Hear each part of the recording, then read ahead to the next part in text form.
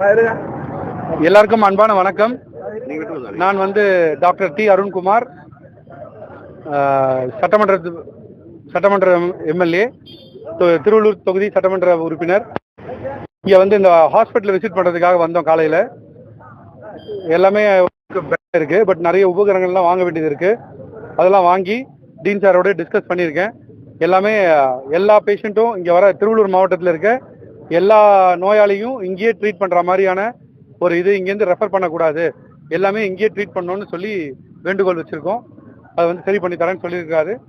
அது மட்டும் இல்லாம தளபதியுடைய ஆணைக்கிணங்க இந்த தொகுதியிலிருந்து மக்களோட மக்களா இணைந்து செயல்படணும்னு சொல்லியிருக்கிறாரு.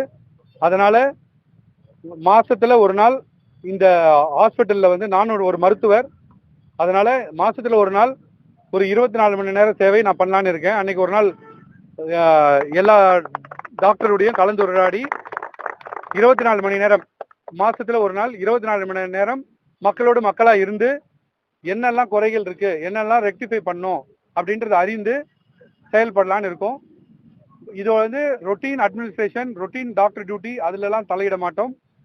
அது அப்பாற்பட்டு மக்களோட மக்களா இருந்து என்ட்ரன்ஸ்ல இருந்து கடைசியில ட்ரீட்மெண்ட் ஆகி வார்டுக்கு போய் டிஸ்சார்ஜ் ஆகுறதெல்லாம் அந்த ப்ராசஸ் எப்படி இருக்குன்ட்டு கிட்ட இருந்து பார்த்து அது ஒரு இடத்துலையும் ரெக்டிஃபை பண்ணி இது பண்ணலான்னு ஒரு முடிவு பண்ணியிருக்கேன்.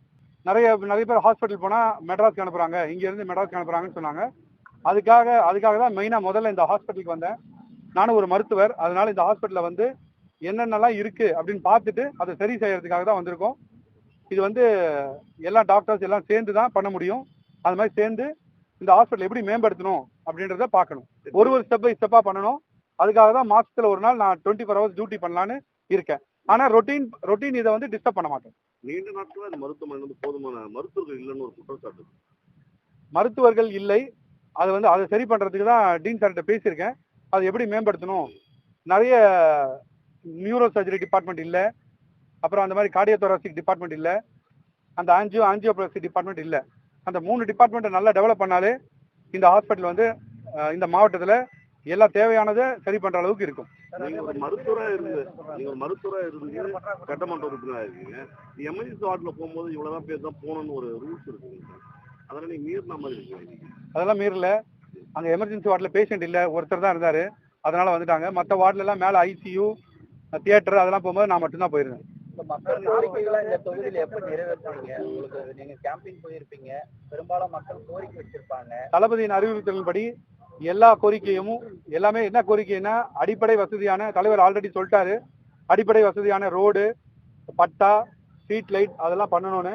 அதெல்லாம் போர்க்கால அடிப்படையில எவ்வளவு சீக்கிரமா நிறைவேற்ற முடியுமோ நிறைவேற்றும். கண்டிப்பா நிறைவேற்றுவோம். தளபதி கிட்ட அறிவுறுத்தல் பேரில் கண்டிப்பா அதை நிறைவேற்றுவோம். இந்த திருவள்ளூர் மெடிக்கல் காலேஜில் மருத்துவக் கல்லூரி மருத்துவ படிப்புக்காக 100 சீட் இருக்கு. அதை உயர்த்தி 150 சீட்டா உயர்த்துறதுக்கு முடிவு பண்ணி ட்ரை பண்றோம். 2வது போஸ்ட் கிராஜுவேட் இங்க சீட்டு இல்ல, அதை வாங்குறதுக்கான முயற்சியை நம்ம கொண்டு வருவோம். எல்லாமே தலைவருடைய டிஸ்கஸ் பண்ணி பண்ணும்.